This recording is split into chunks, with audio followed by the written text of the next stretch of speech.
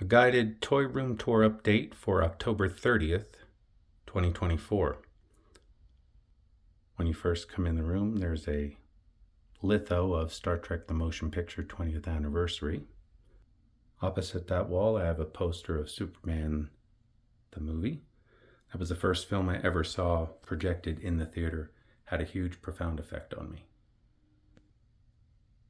Having never seen a film in the theater projected 70mm print at the Colonial, only 19-inch, maybe it was a 17-inch screen at that point in the 70s that we had. Just nothing like it. Made me a film fanatic ever since.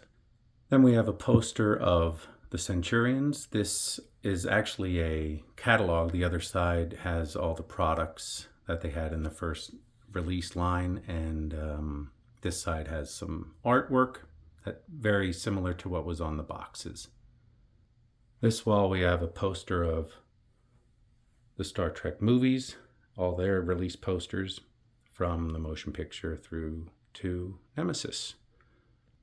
This wall we have a poster of Empire Strikes Back, and opposite that we have a poster of Star Wars.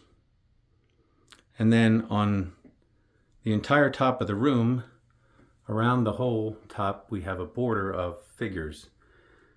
Now, because I'm cheap, I wanted to get as best quality figures as I could, but since those are prohibitively expensive, I decided to go first with the retro collection, going all the way through. I kept them in basically movie order. Nothing else was really specific other than going movie to movie. Mon Mothma, of course, came with no weapon, sealed in the card. Thank you, Hasbro. And then ending with the Gamorrean Garden, starting with Ula, now we go into what card back should look like and figures should look like with crisp sculpts. These are all Stan Solo figures. Just beautiful work. All the Power of the Force cards with the coins. I have a handful of the droids line, and then now we start with Star Wars. That incredible Iconicon Boba Fett.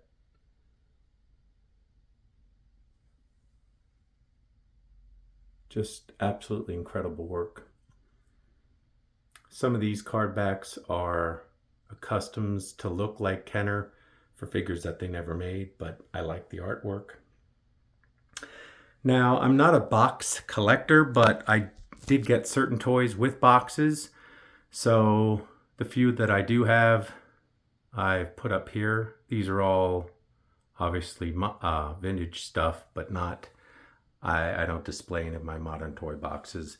These three miniature, that's the size of my hand, so that's the size of the lunch boxes. These are from Hallmark from over the years. That's my original childhood carrying case. And this is actually a book with a 12-inch figure. I remember buying it at Walden's. I remember where I was at the plaza. I just don't remember why I bought it. I'm pretty sure it was on sale. But this was the first and only dip into book lore that wasn't directly related to the film for me. This is a coin bank Yoda I used to have on my desk at work. And then these two droids are Sphero. They are remote control app droids, robots that they're great. The third leg of R2 comes down. They drive around quite fast. A lot of fun. Got those a handful of years ago. My one and only Star Wars Hasbro 6-inch The Black Series vehicle and figures. The Luke is actually an X-Wing Luke, but I wasn't going to buy a specific Luke to this because he's going to stay in the cockpit with Dak.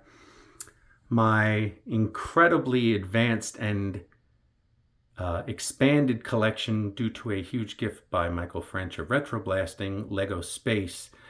The only ones I had before this were the new Galaxy Explorer and the must-have Space Dart, but everything else came as a huge surprise box from him. He contacted me one day, hey, what's your address? And I was, of course, nervous and concerned, and always, bombing threats or terrorist attacks. No, I'm kidding.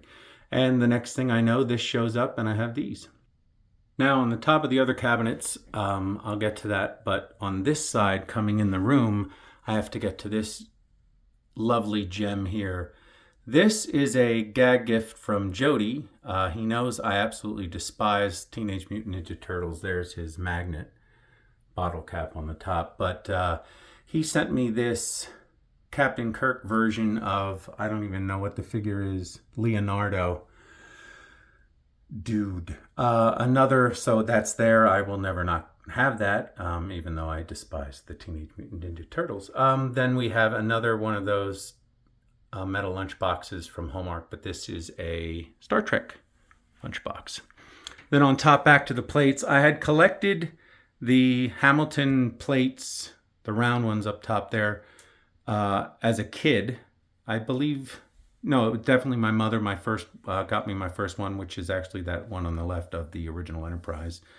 Then I kept collecting them. But a few years ago, a friend of mine who was my middle school science teacher, these oval plates he was getting rid of, and he decided to give them to me. Shocked and had to display them. My main display of the plates is in a different room, but this is kind of overflow because this is really the toy room. Then we move on. Up front here, these small ships are all Hallmark Christmas ornaments from over the years, but the two large Playmates Enterprises in the back, those are gifts from Chris Miwa from Chasing 80s Toys and Jody from Gen X Toys Geek. Awesome gifts from them, so those are on proud display. The D did not come with a display base, so I dragged my friend Joseph into making me one for those. More of those plates. These are obviously the air quotes enemy plates, so they're separate from the rest. And back there, that's a framed photo of the A, believe from Star Trek 6 firing some photon torpedoes. On this wall, flanked by the two Star Wars movie posters, is the Playmates TOS Enterprise. I had put off getting this, and finally the deal and the price got so low that I couldn't stop saying no. So I couldn't stop saying no. Yeah. That I decided to get it. Plus, I pre-ordered the Tomy refit that they're doing, which is in a 1/350 scale, and this is within a handful of millimeters, very much so into that scale. So got that, have not been disappointed, had an absolute incredible 2.5 hours of stickering and putting together and wiring, just a blast. And on the floor next to that is my only childhood playset I ever had, which was the M.A.S.K Boulder Hill. Absolutely loved this playset, thought it was incredible, huge world building as a kid. Blown away getting this for Christmas of 1985. All original, all the stickers, everything. The only thing I replaced were the hoses. Now I guess we can start with the Star Wars cabinet. So we'll start and go around the room clockwise. This top shelf, we have the Imperial hanger, so to speak. This figure here, I'll try to point out as we go along the ones. This is my original childhood survivor. I did not touch up any paint. I did no whitening, all completely 100% original. The blue battle damage tie. Now I loathe battle damage, so I did not put any of the battle damage stickers on any of the vehicles that was an option to do so. We have one of the mini rigs, one of the Stan Solo custom figures on the left, the Technician, and one of his reproduction of the Death Star gunner on the right of that. Some TIE pilots, a Darth Vader. This is a custom inner and outer cape cloth that I made in a double telescoping lightsaber. The droid is a Stan Solo. That is my original childhood survivor Darth Vader TIE Fighter. The only thing I did was replace the stickers and clean it up. Did some whitening on the cockpit, I believe. Then we have the gorgeous white TIE Fighter. Another Stan Solo custom up there and another mini rig. and the amazing TIE Interceptor. Just a gorgeous, gorgeous iteration of the TIE. Really, really enjoy that hanger. Then moving down, we have Jabba and his goons. Let's see if I can take you through these. That is a NEC 17 custom Efont man. I used the Vintage Collection Star Wars 3.75 line Jabba the Hutt playset. So those two walls and a third wall here on the other side of Jabba, that's all from that playset, but everything else is vintage. We have the stand solo version of R2-D2 with the drinks dispenser on top accessory. Just absolutely love that thing. That is a stand solo yak face. We have the incredible stand solo slave Leia. Ula. That is a stand solo all gold goldenrod 3PO. Trash compactor, that is that leaf fan for the Jawa. That's a trash compactor deal. That's my childhood Luke with all original accessories. That was the first version I got. I later seeked out the green lightsaber. The Bosch Leia. I love making fun of that word. It's ridiculous. With the thermal detonator, that is also from Trash Compactor. I already pointed out Ula and a Maul Man or a Man-A-Maul by Stan Solo. Absolutely gorgeous, like Darth Maul version of a Man-A-Man. The Carbonite that goes with the Han Solo Carbonite figure. Let's see here. Yes, that Gamorrean guard there on the left. I put stickers with different denotations on the bottom of the figure stands. That is my childhood Gamorrean guard. We have Chewie and everybody else. Then we move on to the Rancor area. Rancor holding a Gamorrean guard. This is my other childhood Luke. Both are painted faces, but luckily I had no nose rub on either of them because by then I was older and even more anal about taking care of my toys. But that's all original. Nothing's replaced there. There's a Stan Solo R2-D2, gorgeous, of the pop-up lightsaber. Then we have the Sand Skiff. Now this is the re-release, the Power of the Force 2 version of the Sand Skiff, but it works just fine along with IG-88 there in the back with a mini rig. That is a retro collection Luke. And if you notice, both his hands are flesh tone because if it's screen accurate, he didn't even put on the black glove until all of the Jabba dealings were done and he was in the X-Wing flying away to meet back up with Yoda. So I always thought it'd be nice to have a screen accurate version before he gets shot in the hand and later puts on the glove. We have other mini rigs, and I decided Boba Fett should be in that one. We'll jump back here. Moving on from there, we go down to an Empire shelf and Cloud City and Dagobah. First, we'll start here with a Ghost Force Stan Solo custom of Obi-Wan communing with Luke. Custom sticker that I made for an R2. That's actually an upside down, completely unpainted, even the dome. Stan Solo custom.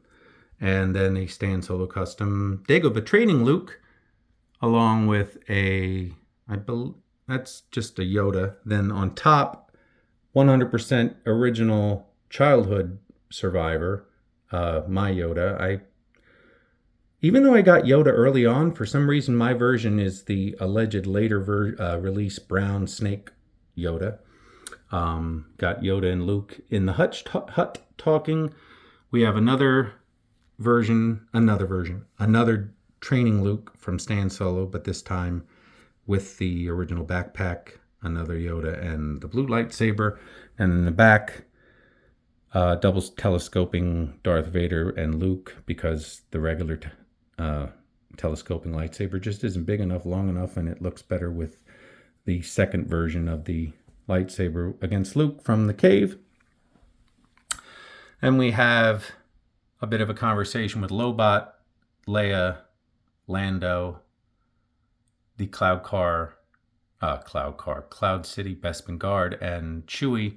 Now, that is my original Lando. I actually have both versions of Lando, with and without painted teeth and sclera.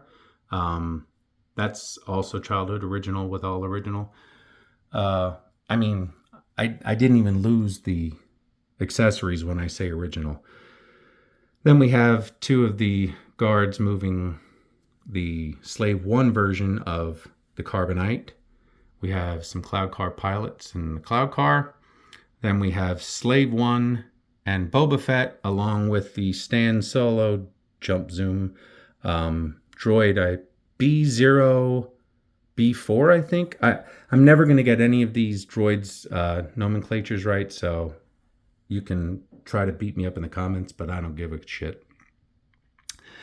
Then we have, on this side, since I don't have, nor do I have any intention of getting the Darth Vader Death Star playset, we have all of the bounty hunters. Now, that is my childhood original Darth Vader. My childhood original IG-88, Boba Fett, Bosk, Forlom and Zuckuss. Now, these are movie accurate, or this is a movie accurate Boba Fett for Empire Strikes Back with the cloth goods cape on the side, and then that's the gorgeous all chrome 4-color Boba Fett from Iconicon. Just amazing. Even the rifle's chromed. And back there we have the Cloud City playset. Very disappointing, but a must-have. Some figures. I tried to make all of the Ugnaughts have different color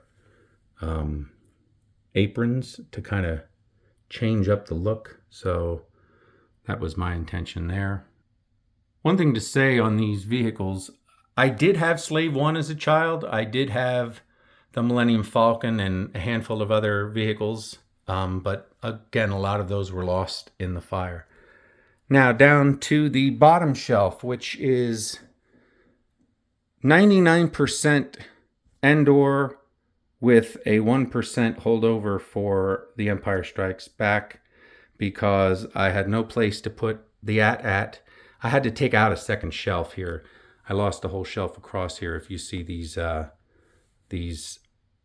connectors, that's where the glass sits on. You can see that here. So to get the height for the AT-AT and for the Ewok Village playset, I had to take one out. But anyway, because of that, I'll start with the small Empire Strikes Back setting of my childhood Wampa eating a Tauntaun, and then the Retro Collection Snowspeeder Luke trying to get up and blow up the AT-AT. Now, the rest of it, though, is full Endor, Return of the Jedi. Starting down here, we have a molded face Rebel Commando and the mini rig.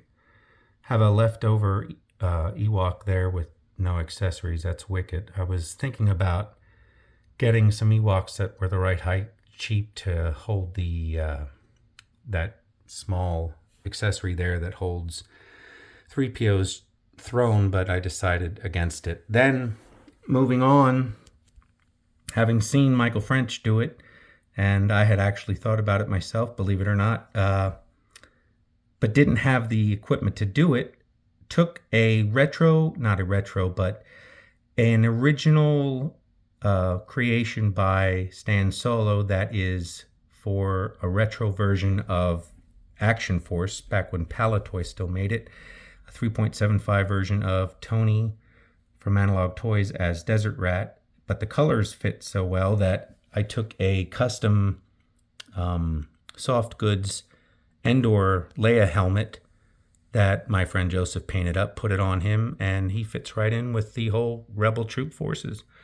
He also made that custom custom Rebel, trying to get him in focus, custom Rebel Commando there next to Chewbacca. We have Luke and some Ewoks here with the Ewok catapult. Boy, I'm stammering worse than Shatner is when he doesn't remember his lines, and I don't even have lines. Then I got the Power of the Force 2, or a later version, but I still consider it the same thing. Release, not a modern release, you know, of the bunker. Got Leia and Han and R2 there. Have some Imperial forces standing off against them. Down here, this is my childhood original ATST driver here, right in the middle there. And I'm trying to find him somewhere. Yes, right next to him is my childhood original Biker Scout. And just to the right of him is the rarer, smaller mouthed Taiwan version. I believe it's Taiwan version of the Biker Scout. That was a nice surprise gift from Joseph. I had never seen one in person, but the even the body sculpt has more detail. It's a bit crisper than the regular release. That's far more common with the larger mouth. But those two there, the ATST and the Biker Scout here, those are the childhood survivors. My childhood ATST. This speeder bike here at the front is my childhood original, and the one behind it's another one I picked up. That's the one that came in the box. And an AT-AT, I had one of those, got that for Christmas of 1981. Even my father was impressed with what the toy's size and what it was capable of. Now coming back over to the Ewok Village, on the next level we have the 3-stand solo Jedi Ghosts of Anakin, Yoda, and Obi-Wan. Another Rebel Commando in the lift.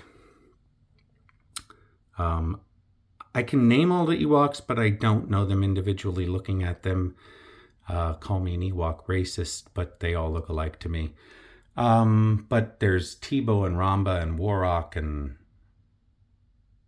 I feel like I'm on Romper Room. Another stand solo, but this is, I believe, the Lily Letty version. That is my childhood original Ewok there, next to him. And my childhood Chirpa, 3PO on a throne. This is going to be harder to get around. This is a really cool screen accurate Jedi celebration, even with the belt of Luke after the battle. That's the robes and what he looked like at the end of Jedi. He did not, once he got back to Endor, he put on his outer robes and didn't just have that tunic that he wore during the last duel. Then we have a very cool, beautifully painted by Joseph drum set. That's done by the Trash Compactor. I painted the brown crap that it's on, but he did all the hard work and the detail on the helmets. The rest of the Ewoks, that is an original Force Ghost Anakin there. And then again, the overall shot of the Battle of Endor is on the bottom of that shelf. Next up, we have the Rebel hangar. Starting at the top, we have a Pro Customs Fleet Trooper, some Pro Customs pilots here, a incredibly done, I don't know if this is coming through, but this is actually a Power of the Force 2 version of the A-Wing, but that friend Joseph, again, de-weathered it, repainted it with the right finish and the right colors of the original release at the end of the line when it was Power of the Force / droids. All I had to do was re-sticker it. Absolutely gorgeous. And then there's a Stand Solo Custom A-Wing pilot in the top. We have a B-Wing pilot with a custom Stand Solo droid. We have the B-Wing up there with a B-Wing pilot in the cockpit in flight mode. That's a stand from Zac Paris. Moving down, we have another A-Wing pilot That is an original, not a stand solo, but the droid next to him is a stand solo droid. Akbar Maydeen, the Retro Collection Mothma. That is a stand solo Lando. We have Nine Numb and Pruneface. The incredible, gorgeous Y-Wing with a really cool... I think this might be Tony's least favorite droid. I can never remember. One of them he absolutely despises, but one of them he loves. This might be the one he loves. I might have it completely wrong. With an X-Wing pilot Luke as the pilot. 2 more Pro Custom figures. 2 more back there, along with the stand solo droid. Then we have the stand solo Rebel Fleet Trooper in a tower that we remember well from Star Wars, and that's from the Trash Compactor. And we have the battle damage version of Luke's X-Wing, but without battle damage stickers. We have Luke and Biggs, with Biggs' droid and Luke. Again, these are all Pro Customs. Another Pro Customs Rebel Fleet Trooper and a Han and Leia. Moving down from there, we get to Tatooine and Mos Eisley. We have some stand solo custom Jawas, some stormtroopers looking around, the screen accurate Greedo facing off against Han and Chewie. We have a beautiful, beautiful custom robe, Jedi robe made by Joseph's wife, cutting or almost about to cut off the arm of Walrus Man. Of course, the double telescoping lightsaber makes that look a lot better. Then we have the newly released stand solo sisters, the Tonica sisters. A painted, you barely can see it back there. I can't get a shot of it, but that's a painted leg version of Stan Solo's 3PO. I have a chromed bottom leg, silver leg. My childhood hammerhead is the stand-in bartender for this. Then we have a Pro Customs. Yes, this is a Pro Customs Sand Trooper. All 3 of these here, along with the Land Speeder. We got Luke and Obi-Wan and the 2 droids. Then we have Snoot Spout, and now these have the Trash Compactor's equipment on them. The pauldrons, the backpacks, and all the weapons, those are all clip-on 3D printed resin, and you can take any standard stormtrooper and do that.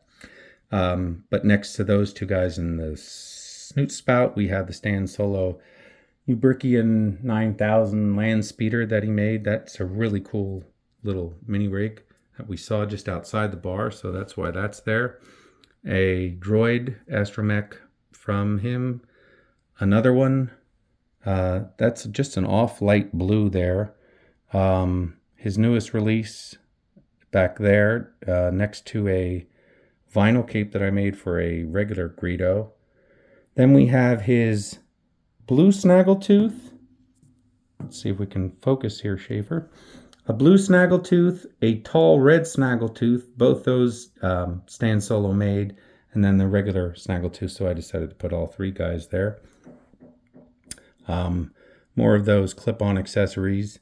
That is my, with the missing arm, that is my childhood FX7 medical droid in the back there.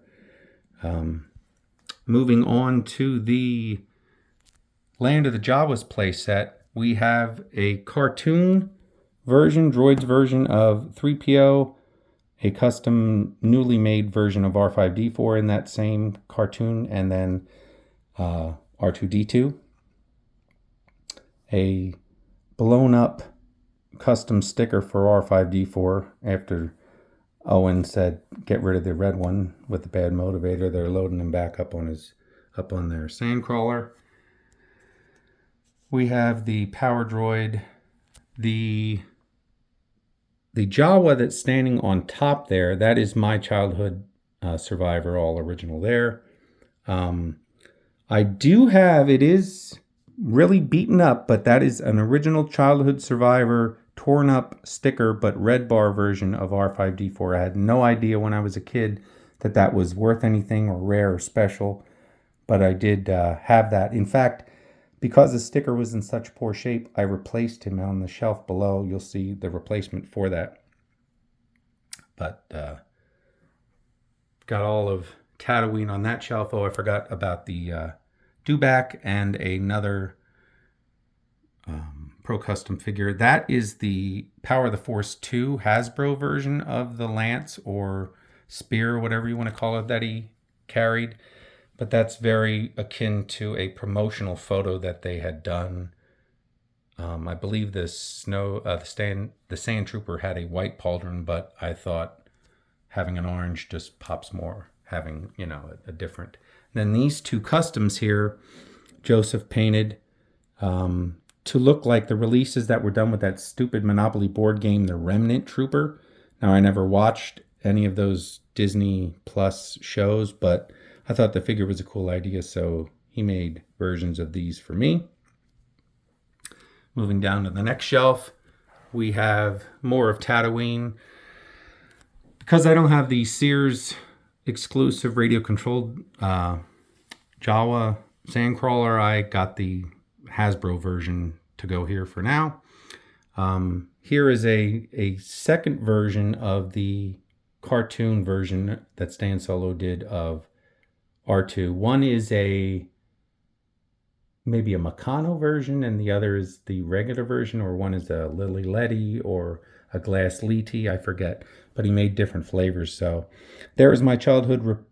No, that is not. That is a Stan Solo Red Bar R5D4. But this one over here with the third leg is my childhood replacement that I got because that sticker on the other one was so torn. This is a custom Joseph did. The body was all from Stan Solo, completely unpainted, no sticker. But this is M0NA. This was done as a custom gift for my wife Mona, and her favorite color is purple. And because we could not get a certain color, her second favorite color was green, so that's why the top of the dome is green with some of those wild mixes, some vinyl Cape Jawas that Stan Solo did. And then we have Bosk and his Cap 2, some of the coins that Stan Solo has produced over the years. The incredibly underrated, amazing play value I never had as a kid, but always wanted, Droid Factory. I thought this thing was amazing when I first saw it as a kid. It actually has real blueprints, not line drawings, real blueprints. That's all complete. Found that with the box, bad shape for the box, but with the box at a toy show nearby for good money. Excuse me. Then we move on to this is the modern Hasbro version. It was only because through getting different toy lots that I had so many leftover Jabba denizens. I figured I found this skiff dirt cheap. I think I paid with shipping $15. And I thought, well, I can throw the figures on there and do something with it. And it actually was before I had bought the Power of the Force 2 version, which I much prefer, and just haven't gotten rid of this. So these are leftover guys. That's why Squid Face there has no accessories whatsoever. But since you never really see him without all his stuff on, there's actually some nice detail and some differences underneath all of his garments. So put him there. Then we have in front of that the incredible Stan Solo Bantha, but that was a huge surprise gift from Tony at Analog Toys. So huge thanks to him. Love that with all the different sand people. I made a custom cape there.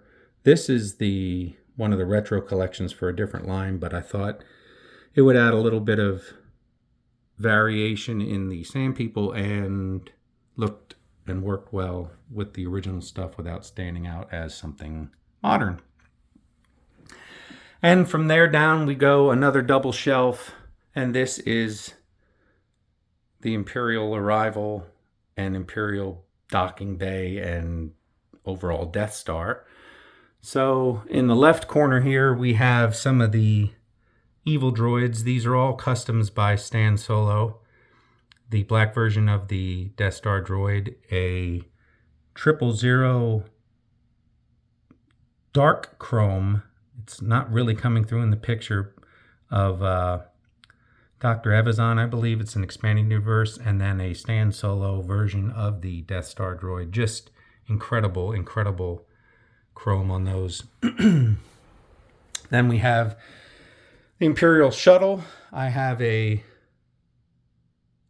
duo of Stormtroopers, two versions in there. One was done by Stan Solo. Flanking that are two Emperor's Royal Guards.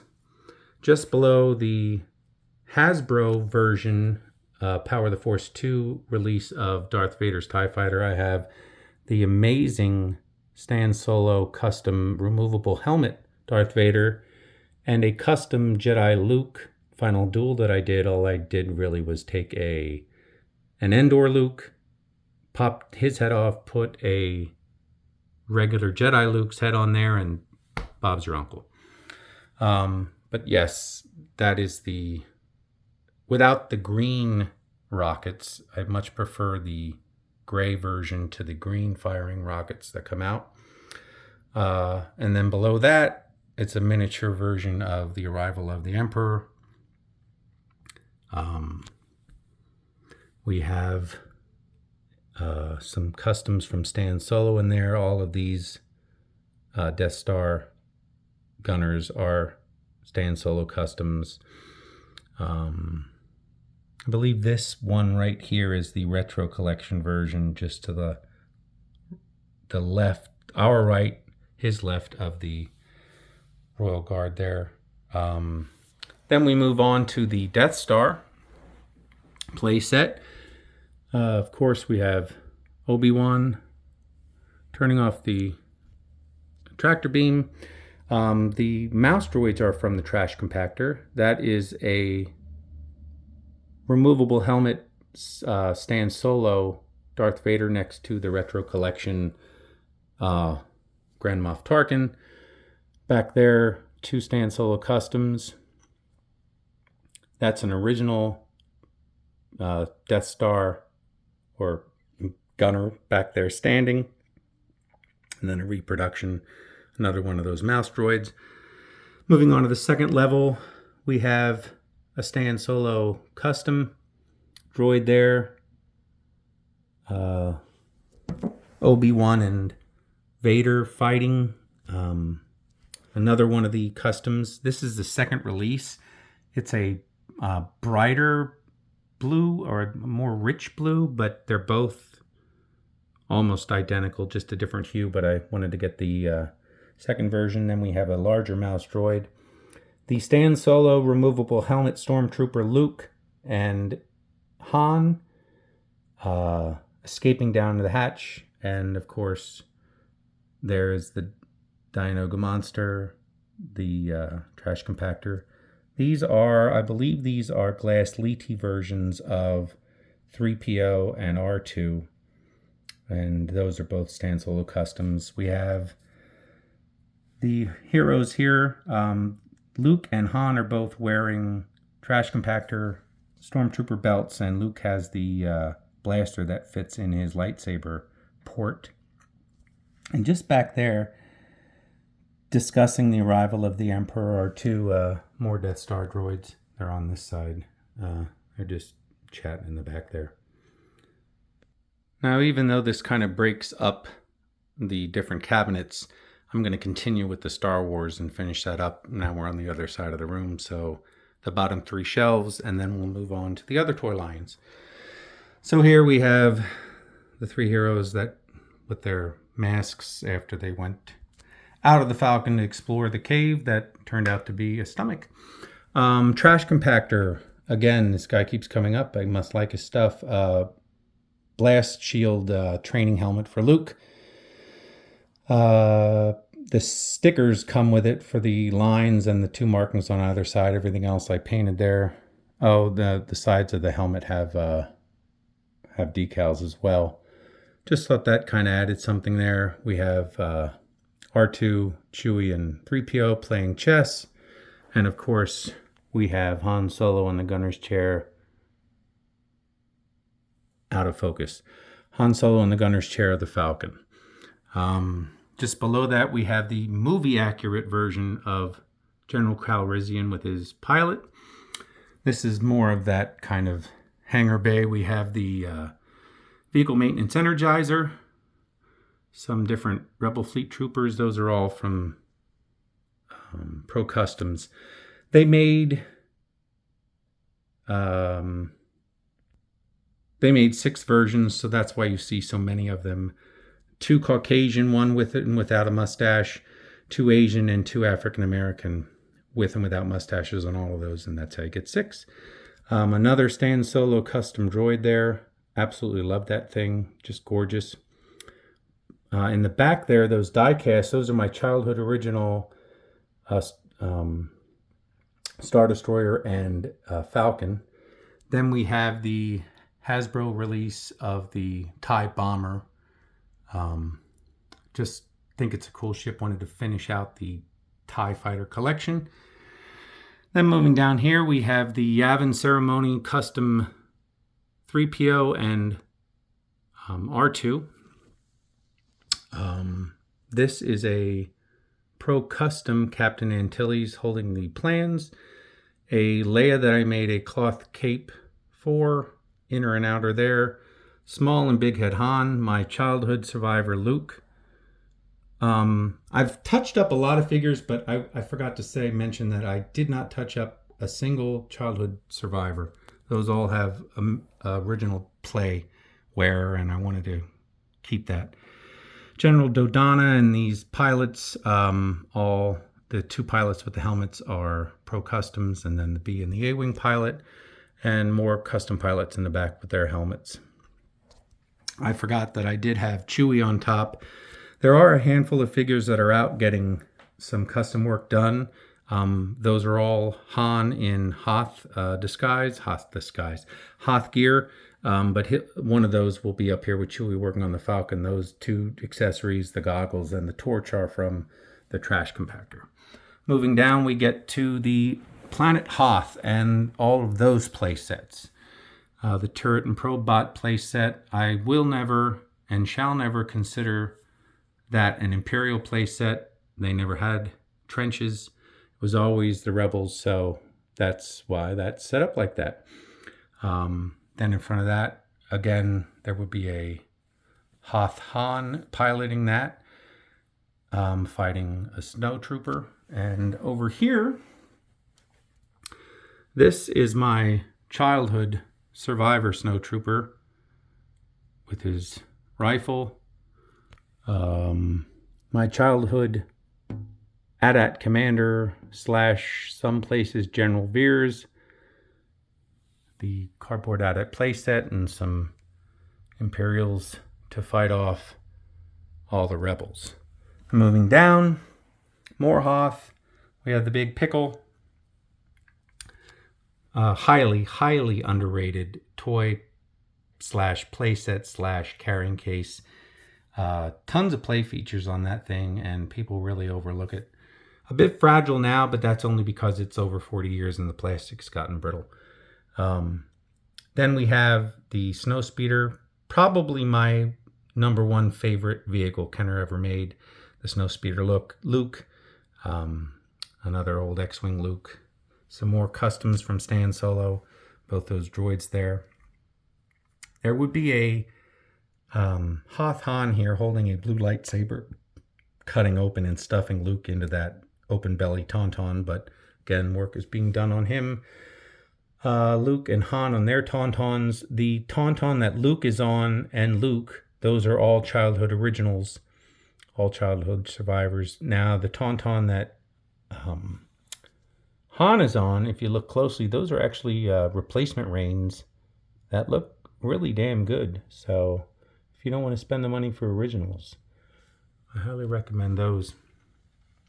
Down here, two more customs by Stan Solo, the droids, and then 21B, of course, they're in the mini rig. My childhood original pop-up lightsaber art, pop-up sensor scope R2-D2 with a stand solo third leg, and my original Mark I 3PO. Not in terrible shape. Limbs are quite loose, but otherwise he's in good shape. And then the rest of the Hoth Rebel base. To finish it off, I have that board game there just basically as a background, not because I'm into the board game, but because it kind of works with the scene. And now for the final cabinet. We'll start at the top here. I'm new to this world of Mego within the last 5 years. I had never collected Mego as a kid, but I went in strong. So the first figure here is a Con that is a gift from James Salzberg. Got that several years ago during COVID. He actually reached out through Tony at Analog Toys to connect with me. He lives not too far away, maybe 2 hours, but long and short, got connected, and he was extremely kind enough to sell me some and then gave me some as gifts, Mego figures that he and his brother had collected as kids, and he was thinning out his collection. But the figure that started it, we should start there, was Scotty. Scotty was a gift from Joseph, whom I've spoken of many times here. He got me that, and then I went down the whole path. I got Kirk, then I got Spock and McCoy. The Chekhov and Sulu, those were never released back in the day, so those are modern figures. The Sulu, I really would like to get a second version of him. This is the painted face version. It's so shiny and so off. It's off-putting. Especially when all the other figures' faces aren't painted. It's the molded plastic, and Chekhov's is molded plastic. Don't know why they did a version like that of Sulu, but anyway. Then Joseph, as a surprise gift, gave me the Mego Enterprise bridge with working transporter. Huge shock. Finished that up. Wanted to get all the different equipment in the right matching blue color. That was my preference. They made yellow. Not sure if they made a third color, but I definitely preferred the blue. Thought it went with the playset. And got tracked down all the 3 cards that are double-sided for the view screen. Then next to that, we have a small collection of prop replicas, toys, and other trinkets. We have the Diamond Select Phaser 1, Phaser 2 for Star Trek, from Star Trek The Motion Picture. From Star Trek 3, The Search for Spock, the same thing, the 2 different pieces, Phaser 1 and 2. Then we have the Wand Company Original Series Phaser and Communicator. Recently picked this up. This is a 3D printed version of one of the medical scanners that McCoy used. Thought that worked well with those things, especially since the tricorder's coming out, and they don't have a hand scanner for that, so I wanted something that went in there. The cases for those 2, Wand, Communicator, and Phaser. Back there is a framed sheet of the U.S. stamps that were released for Star Trek that my aforementioned science teacher from middle school gave me. That is a metallic emergency survival Starfleet blanket that folds up. That came with something I had gotten years ago. Then we have the Bluetooth communicator and the regular non-Bluetooth but still makes the sounds magnetic TNG communicators, the rank pips, the pips and squeaks from the Wrath of Khan Monster Maroon, and all of the, not all, but some of the rank pins, the Terran system patch that goes on the field jacket that first was in Star Trek 2. That's the command version. We have the Smithsonian Enterprise pin that I got when I went down to see that one of the times. I've seen that multiple times throughout my life. It's been all over the place in Washington. The only survivor of my modeling career as a little kid, when I used to put models together, is from Star Trek 5, the shuttlecraft that the Big Three and Cybok take down to Shakari. And then that's the sticker, because it was 91, the 25th anniversary, that came with that model kit. was AMT of the Enterprise. Then we move on to the main Mego group collection. We can start in the back here. We have the both versions of the Romulan Commander, the glow-in-the-dark Gorn, the two dress uniform versions of Kirk and Spock. Then we move to the main releases of Mego. Now I decided to go with the later versions that had the black with the silver accented accessories. It looked more screen accurate. I thought it looked better. So we have Spock, we have Kirk in one of his wraparound tunics, the medical smock that McCoy wore, and apparently he's low on red blood cells because he looks like a damn ghost. Terrible, terrible color in the mold for his face and his arms. A painted face Scotty. A horrible, horrible face sculpt of Uhura. Now look at that face sculpt, pardon the quick pan, and look at this face sculpt of the original Uhura. Gorgeous. Nichelle Nichols was a beautiful woman. This makes her look like a monster. Horrible. Just horrible. Another gift from James Saltzberg. He and his brother. This is an original Mego Kirk with the wraparound tunic, but this is the earlier version. Even has the command badge sticker on the side there. Then the row neck in front of that, we have Mirror Universe Spock, Kirk, Sulu, and Uhura, that same terrible face sculpt. From the James Saltzberg collection of that Andorian. Then this is the modern release that just came out a handful of months ago, but looks very, very much like the actor from the episode, Journey to Babel. The Telosian leader back there, who was also Granny from The Last Starfighter. Then Joseph got me, I believe it was Commander Data. And since I wasn't going to collect any of the next gen, but didn't want him just standing there alone, I had to get a Picard to go next to him. And then the only toy trade I ever did, a carded Mego Captain Kirk. I traded that for a Slave 1 I had. In the front row, we have the Wrath of Khan uniform versions of Kirk and Spock. They even got down to the point that most of the like the pips and squeaks on Kirk, they're arranged exactly like they were in the movie. Really nice detail with that. The tunics open up, and that's why they don't look quite right. Then we have both versions of the motion picture of Spock, Star Trek the motion picture versions of Spock. We have Kang, we have Kora. Those are all modern releases. And then the original version of the Klingon, that's also from James Saltzberg. Then we have the Mego 3.75 motion picture figures, but not the Mego playset because that's a piece of shit and overpriced. This is a cardboard Agic Pop. Michael French covered on Retro Blasting. I believe it was the Battlestar Galactica playset, but I looked them up and got it, flat packed, cut it all out, glued and taped it together, and absolutely love it. I think it works perfectly with these figures. Great playset. Not my favorite bridge, but very neat. These trading cards, these two came with toys that I bought. The seller just happened to include them. And then these Star Trek ones were gifts from the aforementioned Joseph. Now we get into the Centurions. Kenner Centurions. The last toy line I collected. Absolutely adored this toy line. First, we're going to have to start with the flashlight version tie-in product of Doc Terror. That was an awesome gift from Scuba Pete. Amazing.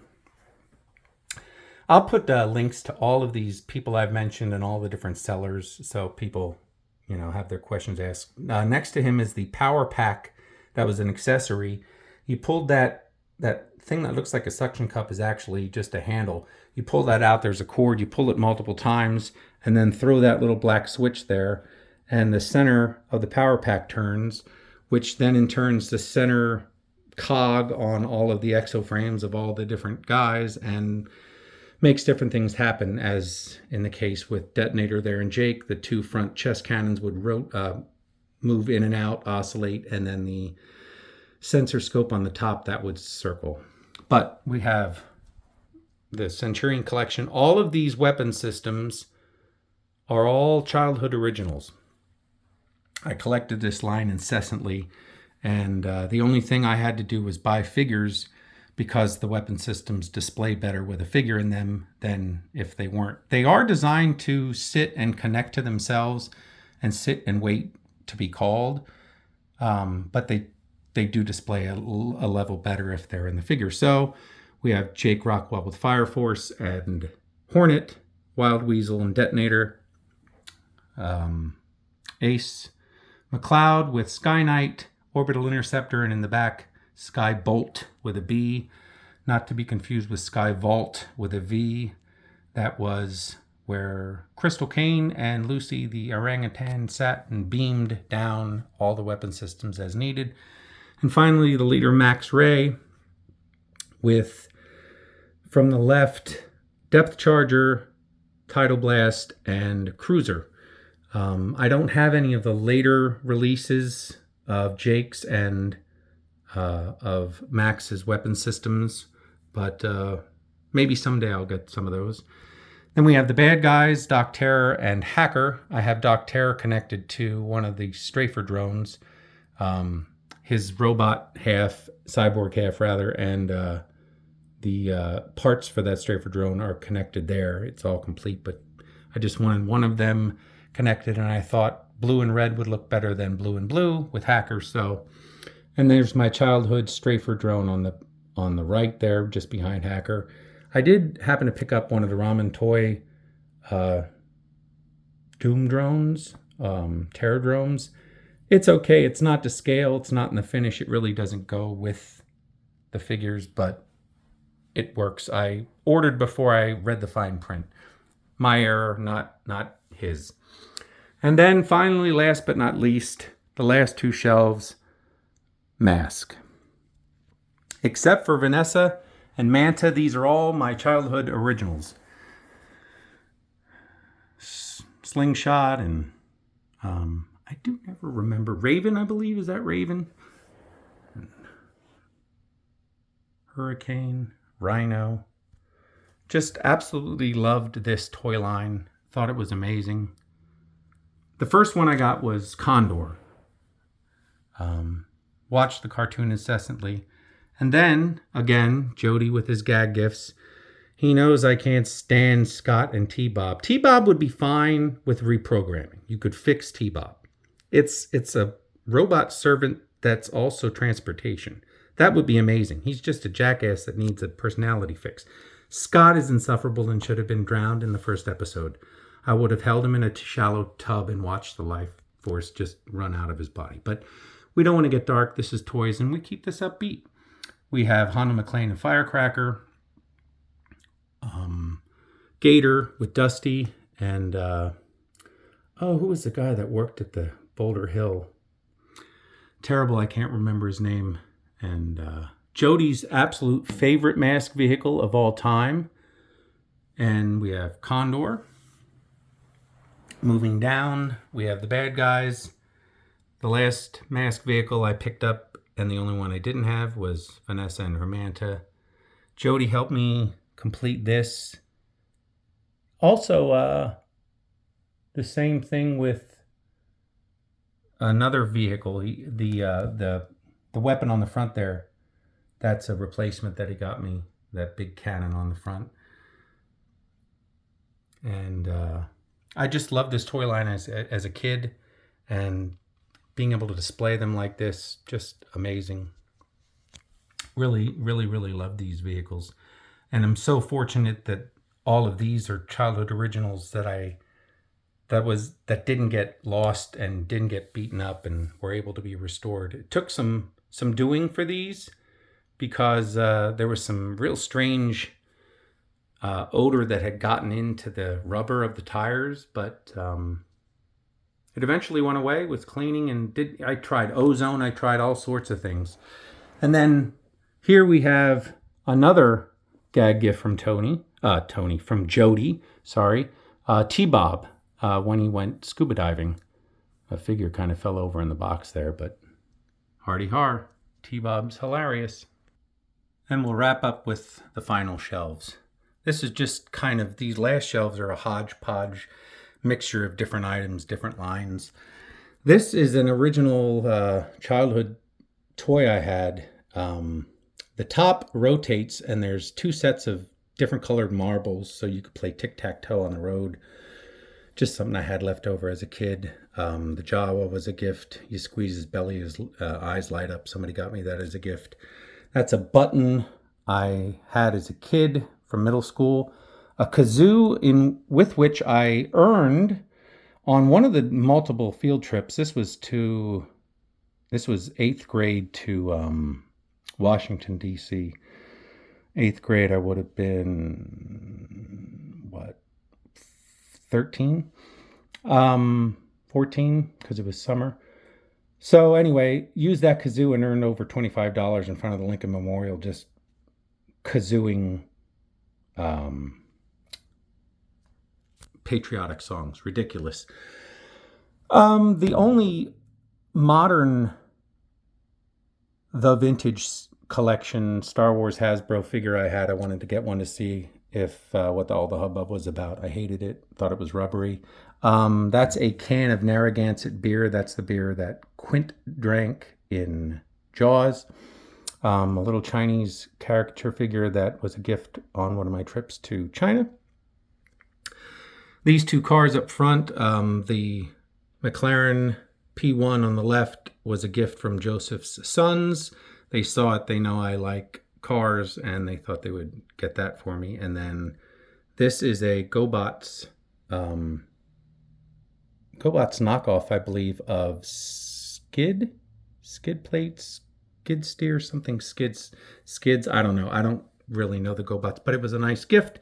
So that's on display. Then we have the small Playmobil vehicles from the 80s collection.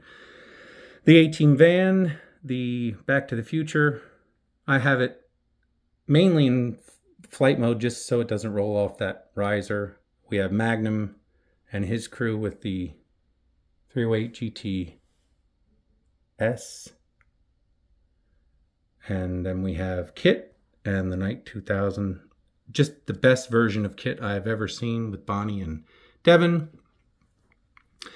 In the back there, on the actual glass behind the Batman figures is a litho from one of an omnibudsman books that I bought of DC, and then matching of the big three on that wall. These are DC figures in the back of Batman. I forget the scale. It's 6 or 7 inch. They're absolute garbage. Horribly gummy, rubbery. You can see the knees on the first appearance Batman are just wobbly. He's leaning up against. Parts fell off. Never played with them. Only ever displayed them. And they fell apart just standing there.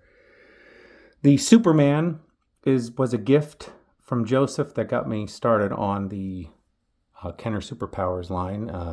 The Robin I picked up myself. I had originally gotten one of the later releases that somebody else was doing that had the switch on the back for his arm, but it wasn't the right figure. It wasn't the right version. So then I picked up a cheap version of Batman there. Then we have the NECA functioning, so to speak, version of the grapnel launcher. The utility belt that came with a break in half 2-part grapnel launcher, foldable batarang, the bat gas pellets, the communicator, and these different parts that go into the here. These all can attach in any configuration into the belt, into those holes on top. And before I had gotten this, I had gotten the Batarang. So not that I'm a NECA collector, but I just love Batman in 1989 so much. The aesthetic of it, the look of everything, that world building, that the production design did with that movie. I just had to get those props. So that's that small collection there. Again, it's a hodgepodge. Now on to Playmates. Never collected these as a kid, but again, you start down the path and then you have to continue. The dress uniforms, the original crew that must include Chapel and Rand. We have the 4 original series cast members, and if you remember, Diana Muldaur appeared in 2 TOS episodes, so I count her. They all appeared in TNG. These are their characters in that appearance, so I kind of have them together like, boy, you guys look familiar. Next up, we have all of the dress uniforms of TNG. I had to make Dax, Jadzia Dax is in there, of course. I used her body to make versions of Beverly and of Counselor Troy because they didn't have dress uniform versions, but since they're the same department, and even though Jadzia was a lieutenant commander, she still had 3 pips, and the way it was painted, it all worked with the ranks, so wanted to fill out everybody. And they had made Miles O'Brien in a dress uniform, so it had to have the 2 ladies. Then the regular TNG cast in their regular uniforms. You couldn't get Riker in a non-torn version, so my friend Joseph yet again came to the rescue and painted that to cover it up, so you'd be in the season 3 uniform, not torn. And the motion picture versions of 5 of the cast members. Of course, they never made all of them for some stupid reason. Now we have some customs here. We have a custom console, navigation helm, chairs, and command chair. The Kirk in the command chair is the modern release, and the Spock to his right shoulder, our left, standing behind him with his arms behind his back, is the modern. The rest are either customs or old Playmates figures. The Kirk standing behind the sitting Kirk and the Chekhov are both original Playmates figures that they had released for Generations. That is a Cadet Picard from Tapestry, and that is Captain Scott from, if you notice, his hair's a little bit different there, from Generations as well. The Spock and the Sulu are both customs, as well as the Commander Scott. The best and only accurate figure is Saavik. Her uniform's accurate. Everybody else, if you notice, that black piping goes up around the neck. It never did. It stopped halfway like it does on Saavik there. Anyway, enough nitpicking. That's the collection of Playmates figures. Then we move on to Indiana Jones. Now the Marion is a Stan Solo reproduction. The rest are the retro collection because I wanted versions in my collection without breaking the bank, and of course decided to customize those because they never really made them right, so I had to get a correct whip and pistol for all of the indies because the whip and pistol they Hasbro made didn't fit, was too short. The whip was too short, the handles were too big, looked ridiculous. So the final release for The Last Crusade had almost all the accessories you needed, so I took the shoulder bag from that and put it on all 3 versions of Indy, and took a pistol and a whip and included that on all 3 versions. And then I have a 6-inch Desert Rat boxed in the back there, along with a 6-inch loose Desert Rat. Then behind him, I have a 12-inch G.I. Joe Sailing Man. That it was a gift from Joseph. I have him decked out, and because I have the 45 in his pants, that's on purpose. I have a photograph of my father when he was serving in the Navy standing watch in these exact digs with his 45 in his pants, just like that, like a ridiculous sailor. Then we have gift from Carol, the Dragon Reborn, the SAS Frogman, and the Z-Force communications officer along with Q-Force and the rig he's on. Those were all gifts from Carol. Huge surprise. Really blew me away. Again, the generosity is amazing. Then we have the All Striker. That was a gift from Chris Miwa at Chasing 80s Toys, along with the driver. And I decided to put Stalker in there. And then I have another huge, amazing gift. This one was from Joseph. This was huge surprise. He's done this with different people. Just amazing work, amazing restoration. Had to buy a Wild Weasel because I wanted it to look like the box art. So the Wild Weasel and then the Cobra Trooper there with the red mask, because if memory serves, that's what was on the box. Behind that, with the help of my friend Scuba Pete picking it up, I got a signed, carded version of the vintage looking Action Force Desert Rat. And that loose one that I have over there in the, I'll pan over here quick, over there that I had pointed out. The loose one, that was a surprise gift from Pete, because I had only said to buy me one loose and one carded. So having that second version made it great to put in with Ewoks and still have one there to stand with the original Action Force stuff from Palitoy. So that's the whole collection. I hope you enjoyed the tour, and thank you very much for tuning in. Let me know if you have any questions about anything or if I missed anything. Just holler.